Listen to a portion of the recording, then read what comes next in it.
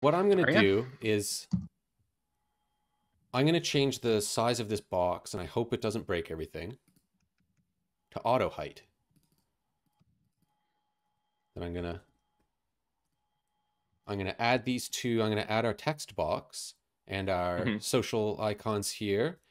I'm gonna use Figma's magical framing to make a frame. I'll call this content area. I'm naming my frames because I feel like people are watching me. And then that way, as we no, I have to make it an auto layout.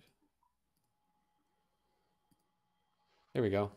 And now, as we change our type, if we change our copy, it'll resize the box automatically.